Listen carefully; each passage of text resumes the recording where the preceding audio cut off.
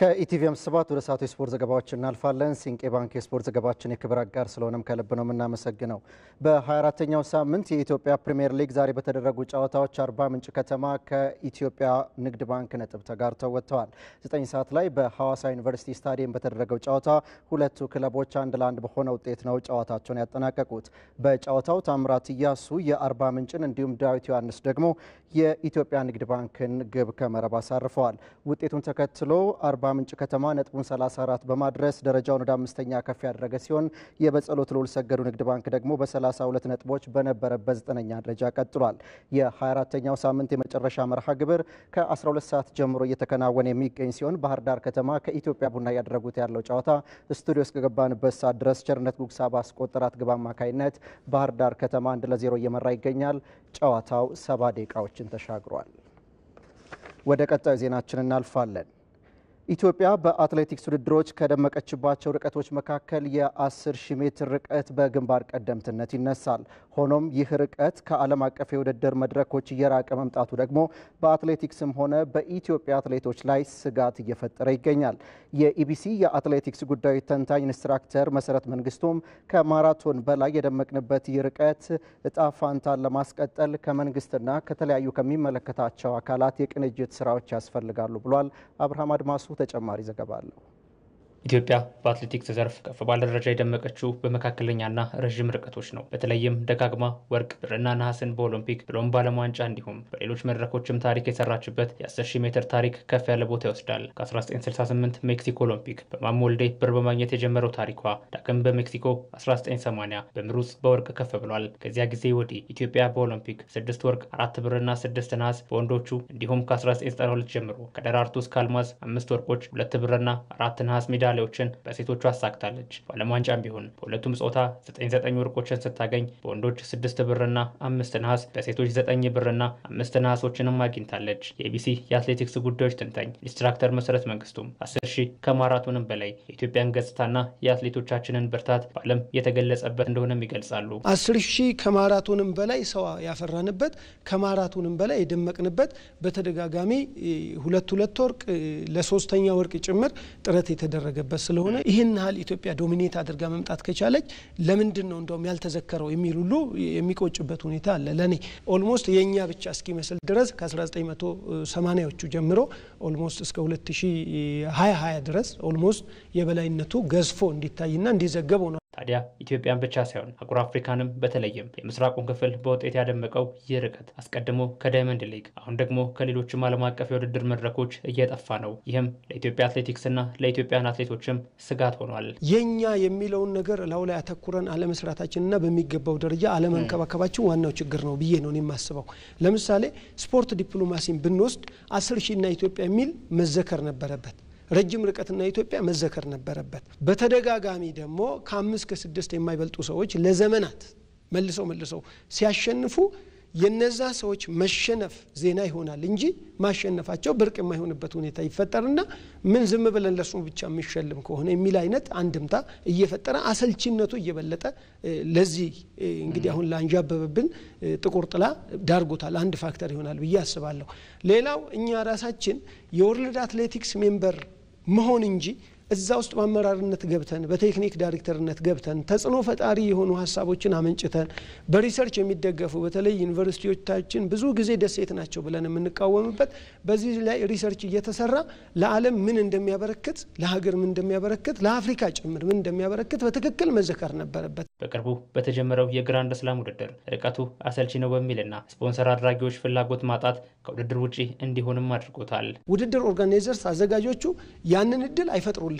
ያ ማለት ምን ማለት ነው? በምን ቀዳዳ ነው እኛ ይህንን ጉዳይ ልንደፍን የሚገባን የሚል ትኩረት ሰጥቶ የመስራት ጉዳይ እኛ ሀገር አለመኖሩ ነው። ብዙ ጊዜ እንደ ፌዴሬሽንም ይሁን እንደ ኦሎምፒክ ኮሚቴ ይሁን እንደ ስፖርት ሚኒስቴር መስሪያ ቤትም ይሁን የሚመጣውን ሜዳሊያ ከመቁጠር በስተቀር ነገ የሚመጡትን ብሎ ፎርካስት ማድረግና ተንብዮ ለራስ አማራጭ የሆኑ ነገሮችን ማስቀመጥ ብዙ ጊዜ ያልተለመደም እዚህ ሀገር ላይ ያለመተንተንና ነገሮችን ያለማየት ችግር ነው ይሄንን ፈጥሯል ብዬ የማስበው። ይህ ሀገርን በብዙ መልክ የገለጸና በውጤት ያሸበረቅንበት ርቀት በቀጣይ እንዲቀጥልና አትሌቶችም ለውድድሩ ያላቸው ፍላጎት ከፍ እንዲል ከተፈለገ ስፖርቱ በሁሉም ዘርፍ ለውጦችን እንደሚፈልግም ነው ኢንስትራክተር መሰረት መንግስቱ የጠቆሙት። የሚመራው አካል ስፖርትን እመራለሁ ካለ እንዴት ነው መምራት ያለብኝ የሚለውን ዓለምን ተጽዕኖና ፎርካስት ማድረግ በሚቻልበት ደረጃ ስትራቴጂክ በሆነ ወይ ከግምት ውስጥ ከቶ ሶሉሽን እየሰጠ መሄድ አለበት ብዬ አስባለሁ። ይሄንን ስል አንደኛ ገቢ ራሱን የሚችልበት ሁኔታ መፈጠር አለበት። ቆራጥ ሊደር ይፈልጋል ስፖርት።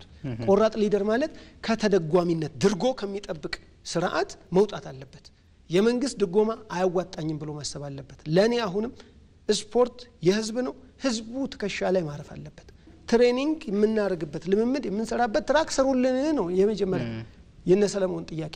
ሰለሞን በሪሁ አረጋዊ ዮሚፍ ከታች ደግሞ ጥላው ምናልባት እንግዲህ አሁን ደግሞ እየመጣ ያለ ቢኒያም ማህሪ ያለ እነዚህ 5-6 ከ10 የማይበልጡ ኤሊቶች ናቸው 10,000 ላይ ያሉት። የትራክ መልስ ባጭር ጊዜ ውስጥ መመለስ አለብን። የስፖርት አመራርና መዋቅራችን ኮሜርሻላይዝድ መሆን አለበት። ከምሩጽና ኃይሌ እስከ ቀነኒሳና ሰለሞን ከደራርቱና ጌጤ እስከ ብርሃኔ ከጥሩነሽ እስከ አልማዝ ከለተሰንበት እስከ ጉዳፍ ኢትዮጵያን በወርቅ ስም በዓለም አደባባይ ላይ ያጻፏትን ሰዎች ያገኘችበት ርቀት ደብዛው እንዳይጠፋ ትልቅ የቤት ስራን ከመስጠት ባለፈም ቁጭትንም እየጫረ ነው። ከውጭ ወዳገኘናቸው ስፖርታዊ መረጃዎቻችን እናልፋለን። በምሽቱ ጨዋታ የተሻለ ማሸነፍ እድል ያለን እኛ ነን ሲል የማንቸስተር ዩናይትድ ግብ ጠባቂ አንድሬ ኦናና ተናገረ። የሊዮኑ ተጫዋች ኒማንያ ማቲች ደግሞ ኦናና በማንቸስተር ዩናይትድ ታሪክ ደካማው ግብ ጠባቂ ነው ሲል ሀሳቡን ሰጥቷል። በዩሮፓ ሊግ ተጠባቂ የሩብ ፍጻሜ መጀመሪያ ዙር ጨዋታዎች ማንቸስተር ዩናይትድ ወደ ፈረንሳይ አምርቶ ከሊዮን ሲጫወት ቶተናም በሜዳው ከጀርመኑ አይንትራክ ፍራንክፈርት የሚያደርገውም ጨዋታ ግምት አግኝቷል። ዮሴፍ ሽሙዬ ተጨማሪ ዘገባ አለው።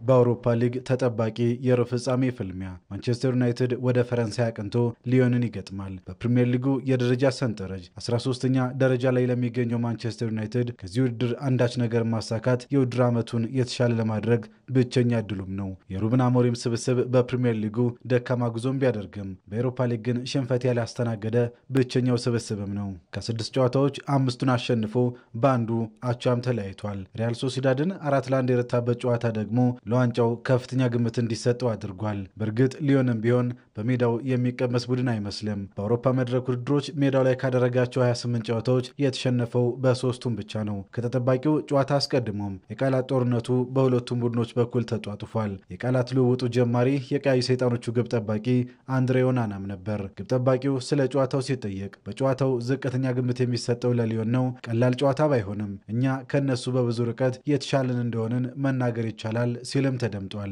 በሊዮን በኩል ደግሞ የማንቸስተር ዩናይትድ የቀድሞው ተጫዋች ኒማንያ ማቲች የመልስ ምቱን ሰጥቷል። በማንቸስተር ዩናይትድ መለያ 198 ጨዋታዎችን ያደረገው ማቲች ንግግሩ አንድሬ ኦናና ላይ ያነጣጠረም ነበር። ካሜሮናዊው ግብ ጠባቂ በማንቸስተር ዩናይትድ ታሪክ ደካማው የግብ ዘብ ሆኖ ሳለ እንዲህ መናገር አልነበረበትም ሲልም ወርፎታል። ለሁሉም ተጫዋቾች ክብር አለኝ። ለአንዳንዶቹ ግን ተገቢው ምላሽ መስጠት ያስፈልጋል። በማንቸስተር ዩናይትድ ታሪክ ደካማው ግብ ጠባቂ የሆነ እንደዚህ መናገር በጣም ያሳፍራል። ዴቪድ ዲያ፣ ፒተር ሽማይክል እንዲሁም ቫንደር ሰር ቢናገሩ ያምርባቸው ነበረ። ኦናና ከመናገሩ በፊት ራሱን ማሳየት አለበት። he needs to show that before he says so. አንድሬ ኦናና ማንቸስተር ዩናይትድን ከተቀላቀለ በኋላ 93 ጨዋታዎች ላይ ተሰልፏል። በእነዚህ ጨዋታዎችም 137 ጎሎች ሲቆጠሩበት በ23 ጨዋታዎች ደግሞ መረቡን አላስደፈረም። በአማካኝ በየጨዋታው 1.4 ጎል ይቆጠርበት ነበር እንደማለት ነው። ኦናና ለኒማንያ ማቲች በሰጠው ምላሽ ታዲያ እኔ ቢያንስ ከዓለማችን ታላቁ ቡድን ጋር ዋንጫ አሳክቻለሁ፣ ሌሎች ግን ይህንን ማድረግ አልቻሉም ብሎታል። በምሽቱ ጨዋታ ሊዮን ማሊክ ፎፋናን፣ ማንቸስተር ዩናይትድ ደግሞ አማድ ዲያሎ፣ ማቲያስ ደሊትና ሊሳንድሮ ማርቲኔዝን በጉዳት አይጠቀሙም። ሌላኛው የእንግሊዝ ተወካይ ቶትናም ሆትስፐር ደግሞ ኢንትራ ፍራንክፈርትን በሜዳው ይጋብዛል። ቶትናም ልክ እንደ ማንቸስተር ዩናይትድ ሁሉ በፕሪሚየር ሊጉ ደካማ ጉዞን እያደረገ ነው። ቡድኑ በፕሪሚየር ሊጉ 14ኛ ደረጃ ላይ ሲቀመጥ የአንጄ ፖስቴኮግሉ ስብስብ የውድድር ዓመቱ በጎ ነገር ከ2013 ወዲህ በአውሮፓ ሊጉ ሩብ ፍጻሜ ላይ መቅረባቸውም ነው። የ2022 የአውሮፓ ሊግ ዋንጫ አሸናፊው ኢንትራ ፍራንክፈርት ደግሞ በጥሎ ማለፉ አያክስን 6-2 በሆነ ድምር ውጤት ረቶም ጠንካራ ተጋጣሚነቱን አሳይቷል። ሁለቱም ቡድኖች ከዚህ ቀደም በተገናኙባቸው ሁለት ጨዋታዎችም ቶትንሃም አሸናፊ ነበረም። ሬንጀርስ ከአትሌቲኮ ቢልባው፣ ቦዶ ከላዚዮም ዛሬ የሚጠበቁ ሌሎች የአውሮፓ ሊግ ጨዋታዎች ናቸው። የእግር ኳሱ ኮከብ ክርስቲያኖ ሮናልዶ የፊልም ኩባንያ ከፈተ። ክርስቲያኖ ሮናልዶ ከእንግሊዛዊ የፊልም ፕሮዲውሰር ማቲ ቫን ጋር በመተባበር ወደ ፊልሙ ዓለም የመጀመሪያ መግቢያ የሆነውን የፊልም ኩባንያ መክፈቱ ነው የተሰማ። ሮናልዶ በአሁኑ ሰዓትም ከስራ አጋሩ ጋር 2 ፊልም ሰርቶ ያጠናቀቀ ሲሆን በቅርቡ እንደሚለቀቅም ነው የተገለጸው። በተመሳሳይ አዲስ በከፈተው የፊልም ኩባንያም 3ኛውን ፊልም ለመጀመር ዝግጅት ላይ ስለመሆኑ ተገልጿል። ሮናልዶ ስለ አዲሱ የፊልም ኩባንያውም ሲናገር ይህ አዲስ የስራ ዘርፍ በጣም አስደሳች ህይወት ምዕራፍ የሚከፍትልኝ ይሆናል ብዬ አስባለሁ ብሏል። በእግር ኳስ መድረክ ላይ ድንቅ ጥበቡን ሲያሳይ የቆየው ተጫዋቹ አሁን ደግሞ የፊልሙን ኢንዱስትሪ መቀላቀሉ ብዙዎቹን አስደምሟል። የቼልሲው ተከላካይ ዊስሊ ፎፋና እስከ ውድድር ዓመቱ መጨረሻ ወደ ሜዳ እንደማይመለስ ተነገረ። የክለቡ አሰልጣኝ ኢንዞ ማሬስካ የ24 ዓመቱ ተከላካይ ባጋጠመው የጉልበት ጉዳት ምክንያት የቀዶ ሕክምና ማድረጉን ተናግረዋል። ይህም እስከ ውድድር ዓመቱ መጨረሻ ከጨዋታ ውጭ እንደሚያደርገው ነው ያብራሩት። ቼልሲ ከዊስሊ ፎፋና በተጨማሪ የአማካዩን ሮሜዮ ላቪያና የአጥቂውን ማርክ ጉዌን ግልጋሎት በዚህ ውድድር ዓመት እንደማያገኝም ተገልጿል። ቼልሲ ዛሬ ምሽት በኮንፈረንስ ሊግ ሩብ ፍጻሜ መጀመሪያ ዙር ጨዋታም ወደ ፖላንድ አቅንቶ ከሊጂያ ዋርሶ ጋር ይጫወታል።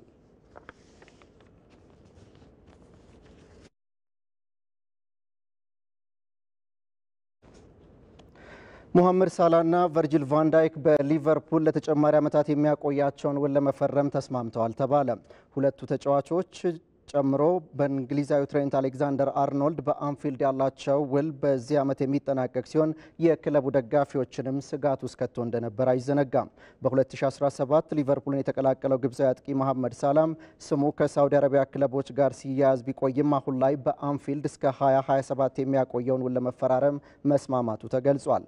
የ32 ዓመቱ አጥቂ ለሊቨርፑል በሁሉም የውድድር መድረኮች በዘንድሮ ዓመት 32 ግቦችን ያስቆጠረ ሲሆን በእንግሊዝ ፕሪምየር ሊግ ደግሞ 27 ጊዜ ኳስና መረብን ማገናኘት ችሏል። የክለቡ አምበል ቨርጂል ቫን ዳይክም ልክ እንደ ሳላ ሁሉ እስከ 2027 በሊቨርፑል ቤት የሚያቆየውን ውል ለመፈራረም ዝግጁ ነው የተባለው። ቫን ዳይክ ክለቡንና ደጋፊውን በእጅጉ ነው የሚወደው ያለ ሲሆን በክለቡ ለመቆየት መስማማቴም ልዩ ስሜት ፈጥሮብኛል ሲል ሀሳቡን ሰጥቷል። የሊቨርፑል አሰልጣኝ አርነ ስሎት በበኩላቸው ሁለቱም ተጫዋቾች ለሊቨርፑል ወሳኝ መሆናቸውን ነው የገለጹት። የትሬንት አሌክዛንደር አርኖልድ ጉዳይ ግን እስካሁን እልባት ያላገኘ ሲሆን በክረምቱ በነፃ ዝውውር ወደ ሪያል ማድሪድ ያመራል የሚሉ ሀሳቦች ተበራክተዋል። ክቡራን ተመልካቾች ከኢቲቪ 57 የተዘጋጁ የስፖርት ዜናዎቻችን በዚሁ ተጠናቀዋል። ስለተከታተላችሁን ከልብ እናመሰግናለን።